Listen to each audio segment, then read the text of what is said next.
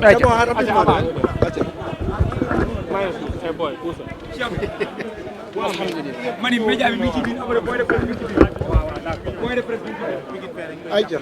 C'est bon, pas par demande.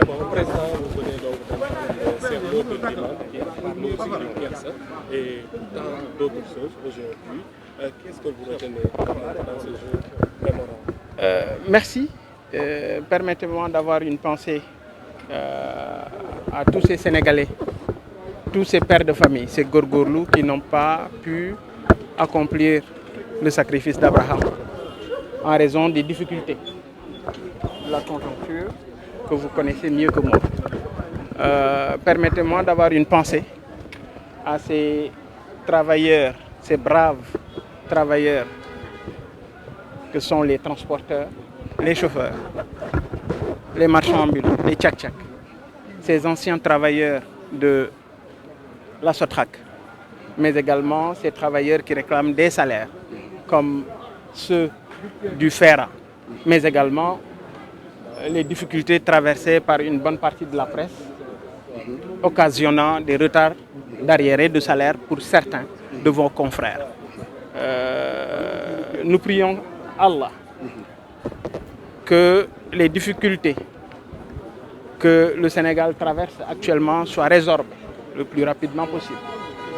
Nous invitons les autorités en charge d'être beaucoup plus éclairées, concentrer davantage sur les difficultés, sur les problèmes des Sénégalais. Aujourd'hui, nous avons beaucoup d'espoir dans ces autorités et nous espérons que dans un futur très proche, tout sera fait pour réduire le train de vie de l'État, mais également le coût de la vie. Donc, nous prions Allah qu'il répande ses bienfaits sur le Sénégal et sur les Sénégalais. Alhamdulillah. Merci le serment de l'imam. Mais écoutez, de la pudeur. C'est important. Ce qui est clair, c'est que le serment de l'imam renvoie véritablement à la situation actuelle du pays. Il est important que chacun retienne la leçon. Il est important que chacun puisse véritablement comprendre que nous sommes à un tournant décisif de notre histoire. Le Sénégal a besoin de toutes ses forces, de ses braves fils, pour arriver à un résultat. Et ce résultat, c'est rien d'autre que l'amélioration des conditions de vie des Sénégalais. Donc, j'espère que le serment de l'imam n'est pas tombé dans l'oreille d'un sourd et que autant les autorités que les Sénégalais en général prêteront une oreille attentive pour permettre à notre pays d'être résolument installé sur les rampes du développement. On a une question par rapport à l'actualité, en rapport avec le redressement fiscal. Ça fait un débat. Votre entreprise de presse a été citée. En tant que patron de presse, quelle analyse faites-vous? Vous savez, moi je pense, on me parle de pression fiscale. Je ne m'inscris pas dans cette logique. Un État a l'obligation de collecter des recettes. C'est à partir de ces recettes que nous arrivons à financer les politiques publiques. Mais je l'ai dit tantôt, moi je ne suis pas dans les petits combats. Je préfère m'intéresser aux grands combats. Ce qui est important, c'est qu'aujourd'hui, le Sénégal aborde un tournant extrêmement important. Je vous ai dit que je ne suis pas dans une logique de réflexion orientée sur une pression fiscale. Pour moi, les autorités sont en train de faire leur travail. Mais le gros souci, c'est quand on présente ça d'une manière extrêmement virulente, de manière éhontée et à la limite diffamatoire, disant ces patrons de presse, que j'encourage au passage, parce que je suis un investisseur dans le secteur de la presse, je sais les difficultés auxquelles ces patrons de presse sont confrontés. Ça fait 20 ans que je suis dans l'entrepreneuriat. Je n'ai pas un litre de gasoil au niveau des médias. Ce n'est pas mon chauffeur qui est payé là-bas, ni ma sécurité. Je suis obligé de prendre de l'argent ailleurs pour investir. Et c'est pour préserver des emplois. Parce qu'aujourd'hui, si ces structures étaient en situation normale pour pouvoir s'acquitter de leurs devoirs, il n'y aurait certainement pas de problème. Seulement, quand une société est redressée, vous avez 3 possibilités. C'est d'acquiescer. Oui, je suis d'accord, vous allez payer. Ce qui est normal. Vous n'êtes pas d'accord. Vous n'avez pas les moyens, vous discutez avec l'administration fiscale, l'administration va vous faire des facilités. Ou vous n'êtes pas d'accord sur le redressement, vous allez en justice. Aussi simple. Vous proposez quoi pour ça? Je dis, non, on n'est pas à ce stade. Ok. Il y a un Premier ministre qui a accusé ses patrons de presse d'être des détourneurs de deniers publics.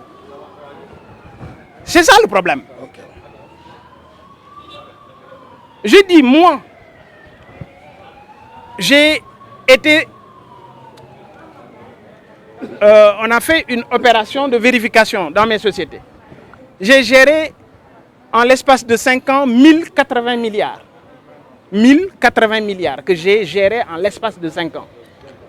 L'administration fiscale m'a décerné une note d'absence de redressement. Est-ce que vous pensez qu'un groupe de presse qui ne fait pas 2 milliards ou 1 milliard de chiffre d'affaires pourrait être aujourd'hui une sorte de tendon d'Achille pour moi?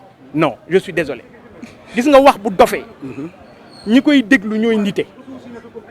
Wax bu dofee nopp yi koy déglu ñooy nite.